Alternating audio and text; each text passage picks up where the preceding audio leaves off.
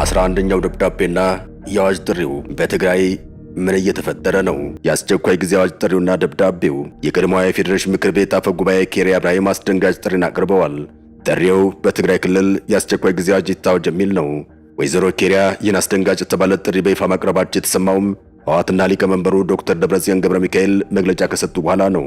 ኬሪያ በትግራይ ክልል ሰላም እንዲመጣ የተደረገው ሙከራ ሁሉ ፍሬ ካላመጣ የትግራይ ህዝብና ትግራይ የጦር ሜዳ እንዳይሆን ህዝቡም ለሌላ ዙር ጦርነት ተጋላጭ እንዳይሆን መፍትሄ ያሉትን የአስቸኳይ ጊዜ አዋጅ በትግራይ ክልል እንዲታወጅ ጥሪያቸውን አቅርበዋል።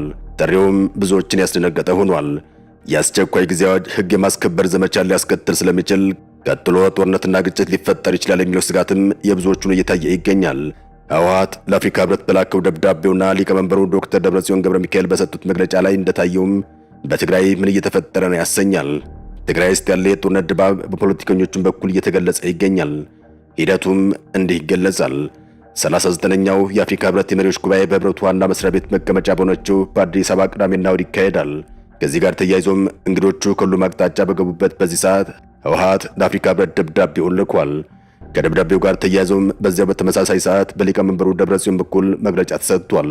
የህወሓት ሊቀመንበር ዶክተር ደብረጽዮን ገብረ ሚካኤል ለአፍሪካ ህብረት መሪዎች በጻፉት ደብዳቤ ላይ የፕሪቶሪያን የግጭት ማስቆም ስምምነት በአፋጣኝ እንዲተገበር በይፋ እንዲያረጋግጡ ጠይቀዋል። ሊቀመንበሩ ስምምነቱን የመጠበቅ የህግና የሞራል ኃላፊነት ያለበት የአፍሪካ ህብረት በፈራሚዎቹ መካከል መደበኛ ፖለቲካዊ ንግግር እንዲጀመርና የክትትል ማረጋገጫ ስርዓቱ እንዲጠናከር የድርሻው እንዲወጣ አሳስበዋል። በደብዳቤው ላይ የትግራይ ህገ መንግስታዊ ስርዓት ወደ ነበረበት እንዲመለስ፣ ተፈናቃዮች ደህንነታቸው ተጠብቆ ወደ ቀያቸው እንዲመለሱ አስፈላጊው ድጋፍ እንዲደረግ ጥሪያቸውን አቅርበዋል። ይህም የሲቪሎችን ደህንነት ለማረጋገጥ ዘላቂ ሰላም ለማስፈን ወሳኝ መሆኑም ተገልጿል። የወቅቱ ፖለቲካዊ ትኩሳት በስሱ የካቲት ንቅናቄ ታሪክን ይመስላል። የካቲት የንቅናቄ የአብዮት ወር ተብሎ በታሪክ ጸሐፊዎች ይታወሳል። በየካቲት ወር ውስጥ እንደ ሀገር በብሔራዊ ደረጃ ከሚዘከሩ ጉልህ የታሪክ ክስተቶች መካከል ሁለቱ የጦርነት ታሪኮች ያዙት የካቲት 12 እና የካቲት 23 ይታወሳሉ። ከኢህአዴግ ውድቀት በኋላ የበላይነቱን አጥቶ ወደ መቀሌ ያመራው ህወሓት በኢህአዴግ ዘመን በትልቅ መንግስታዊና ፖለቲካዊ ድግስ የሚያከብረው የካቲት 11 በትግራይ በህወሓትና ደጋፊዎቹ ብቻ ተወስኖ ሊከበር ዝግጅት መደረጉን ህወሓት 51ኛ ዓመቱን አስመልክቶ በሰጠው መግለጫ ላይ አመላክቷል። የድርጅቱ ሊቀመንበር ዶክተር ደብረጽዮን ገብረ ሚካኤል ስምና ፊርማ ያረፈበት የህወሓት ደብዳቤም ለአፍሪካ ህብረት የተላከው በዚሁ በየካቲት ወር በአዲስ አበባ የሚካሄደውን 39ኛ የአፍሪካ ህብረት መሪዎች ጉባኤ ተንተርሶ ነው። ደብዳቤው በአጭር ጊዜ ውስጥ በተመሳሳይ ጉዳይ ለሁለተኛ ጊዜ ለህብረቱ የተላከም ሆኗል። ከህብረቱ የማደራደር ጥያቄ አኳያ የመጀመሪያው ደብዳቤ ህወሓትና የፌዴራል መንግስት አቋም የተለያየ መሆኑ ይታወሳል። ህወሓት የአፍሪካ ህብረት የማደራደር ጥያቄ መቀበሉን በደብዳቤው ሲያረጋግጥ የፌዴራል መንግስቱ በይፋ ምላሽ ባይሰጥም በዘ ኢኮኖሚስት በኩል በወጣ ዘገባ ጥያቄውን ውድቅ ማድረጉን ህብረቱም በእኛ የውስጥ ጉዳይ አገባውም አይነት ምላሽ እንደሰጠም ጠቆም አድርጎ ነበር። ከዚያ በኋላ በህወሓት በኩል ሁለተኛ ደብዳቤ ለአፍሪካ ህብረት ተልኳል። ሁለተኛው ደብዳቤም ተማጽኖ፣ ክስና ጥሪ የፕሪቶሪያ ስምምነት የጦርነት ስጋት መሆኑን የሚያሳይ የጦርነት እንዳይቀሰቀስም ህብረቱ ከፌዴራል መንግስት ጋር ለሌላ ዙር ድርድር እንዲቀመጥ ግፊት እንዲያደርግ ይጠይቃል። እስካሁን ህብረቱ ምላሽ ባይሰጥበትም ህወሓትን ስጋት ውስጥ የሚከት እንቅስቃሴ ግን እየታየ ይገኛል። በትግራይ ክልል የአስቸኳይ ጊዜ አዋጅ ጥሪ ቀርቧል። አስደንጋጭ ጥሪውም ከህወሓት ደብዳቤ በኋላ የቀረበ ነው። ጉዳዩን ከነደብረጽዮን ጥሪና ከድርጅቱ ሁለት ደብዳቤዎች ጋር አያይዘን እናየዋለን። በመጨረሻም በስምምነቱ አተገባበር ላይ የሚታየው መዘግየትና ብዥታም በወገኖች መካከል አለመተማመንና ለመረጋጋት እንዲሰፍን እያደረገ መሆኑን ደብረጽዮን አስጠንቅቀዋል። ህብረቱም ሂደቱን በማፋጠን ረገድ ቁልፍ ሚና እንዲጫወት ጠይቀዋል። ደብረጽዮን በትግራይና በኢትዮጵያ ያለውን ወቅታዊ ሁኔታ በተመለከተ ለአፍሪካ ህብረት 11ኛ ደብዳቤ ይፋ ማድረጋቸውን አስታውቀዋል። ሊቀመንበሩም በዚህ ዓመት ብቻ 10 ጊዜ ደብዳቤ መጻፋቸውን የገለጹ ሲሆን አዲሱ ደብዳቤ ግን የአፍሪካ ህብረት መሪዎች ለ39ኛው የመሪዎች ጉባኤ አዲስ አበባ በሚገቡበት ዋዜማ ላይ መሰራጨቱ ልዩ የዲፕሎማሲያዊ ግፊት ፍላጎት እንዳለ ያሳያል። የደብረጽዮን ተደጋጋሚ ደብዳቤ መጻፍ፣ ይፋዊ መግለጫ መስጠትም ጥያቄዎችን ያስነሳል። ህወሓት የአፍሪካ ህብረትን የክትትልና ማረጋገጥ አቅም እንዲያጠናክር ደጋግሞ የመጠየቅ ጉዳይ ከዚህ ቀደም በነበረው ሂደት ላይ ያለውን ቅሬታ የሚያመላክት ነው። ህገ መንግስታዊ ስርዓቱ ከጦርነት በፊት ወደ ነበረበት ይመለስ የሚለው ጥያቄም በተለያዩ የማንነት ጥያቄ ባለባቸው በወልቃይትና በራያ በኩል የቀጠለው ከባድ የፖለቲካ ሽኩቻም ዳግም ወደ አደባባይ ያመጣ ሆኗል። ይህ ደግሞ በክልሎች መካከል ያለውን ውጥረት ሊያባብስ ይችላል የሚል ስጋትን ፈጥሯል።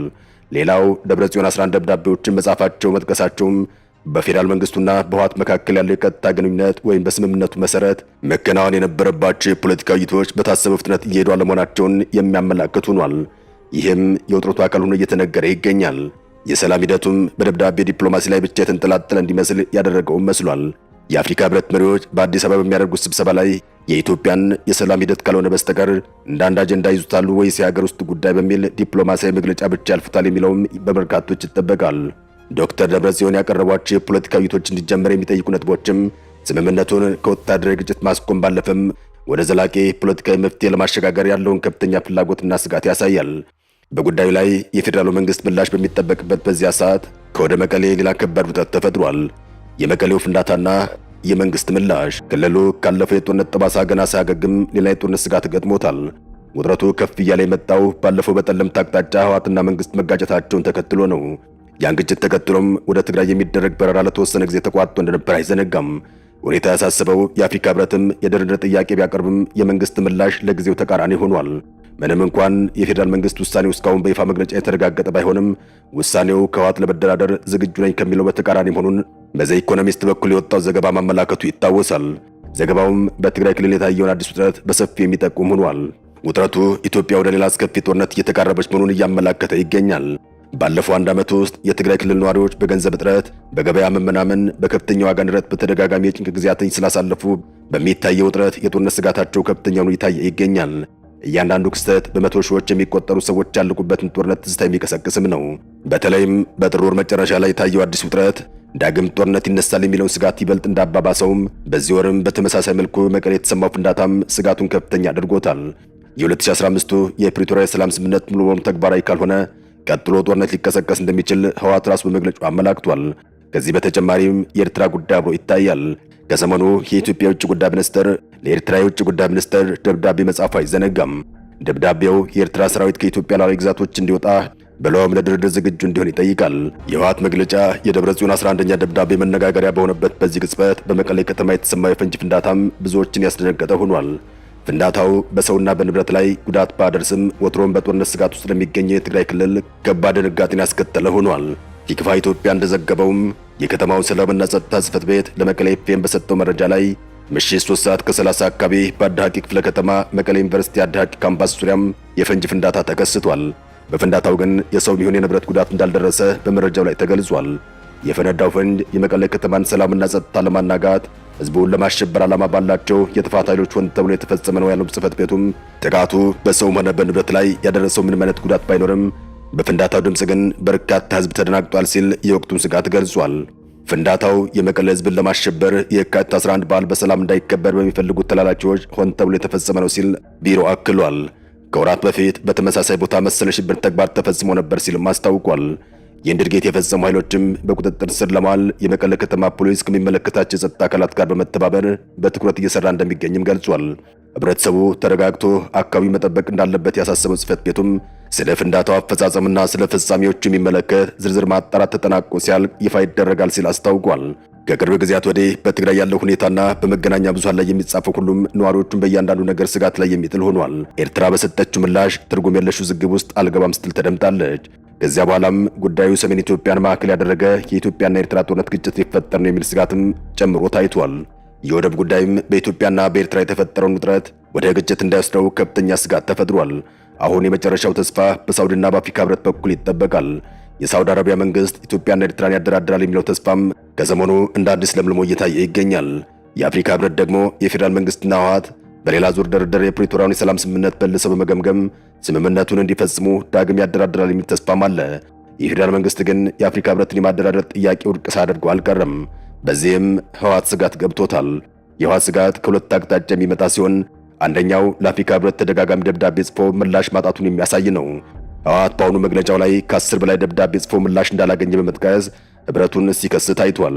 ህብረቱም ቢያንስ 10 ደብዳቤዎች ያክል ከህወሓት በኩል እንደተጻፈለት እየተነገረ ይገኛል። ህብረቱ ለዚህ ህወሓት አቤቱታ ምላሽ ይሰጣል ተብሎ ይጠበቃል።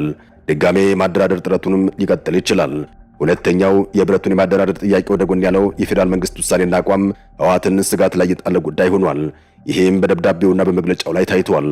በሊቀመንበሩ በደብረጽዮን በኩል ተደጋግሞ የተጻፈው ደብዳቤም ሆነ ተደጋጋሚ የተሰጠ መግለጫ የሚያሳየው በፌዴራል መንግስትና በህወሓት መካከል ያለው ልዩነት መስፋቱንና ወደ ሌላ ዙር ግጭት እያመራ መሆኑን የሚያሳይም ሆኗል።